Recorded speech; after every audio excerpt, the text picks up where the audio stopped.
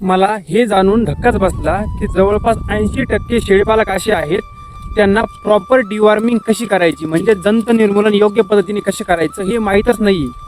खरंच खूप धक्कादायक ही गोष्ट आहे मित्रांनो.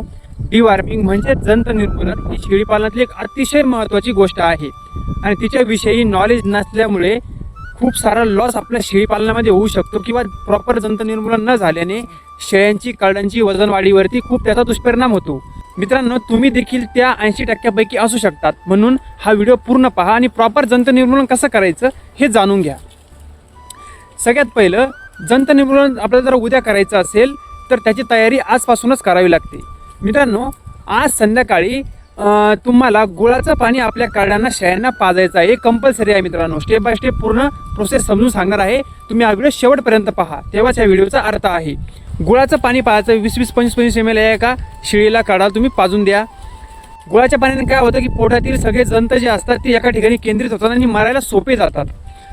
दुसऱ्या दिवशी मित्रांनो आपल्याला पहाटी जंताचं औषध द्यायचं आहे. अतिशय पहाटी द्यायचं आहे अनुशापोटी, ज्या वेळेस पोटामध्ये काहीच नसतं. आणि औषध दिल्यानंतर किमान 1.5 ते 2 तास शेळीला काढायला काहीच खायला प्यायला देऊ नका, जेणेकरून औषध हे चांगल्या प्रकारे पोटात काम करतं. आता जंताचं औषध आपण दिलेलं आहे. जंताचं औषध दिलं म्हणजे जंत निर्मूलन झालं असं नाही, अजून काही प्रोसेस बाकी आहे. आज जंताचं औषध दिलं तर उद्यापासून त्यांना लिव्हर टॉनिक देणं कंपल्सरी आहे मित्रांनो. लिव्हर टॉनिक हे 5 ते 7 दिवस तुम्ही देऊ शकता. 10 दिवस दिले तर अतिउत्तम.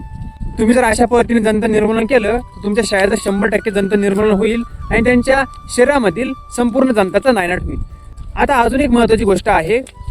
तुम्ही आज जंताचा डोस दिलेला आहे. इथून पुढे 3 महिन्यानंतर तुम्हाला पुन्हा जंताचा डोस द्यावा लागतो. हे शेळ्यामध्ये करावं लागतं. पिल्लांमध्ये याचं गणित वेगळं आहे.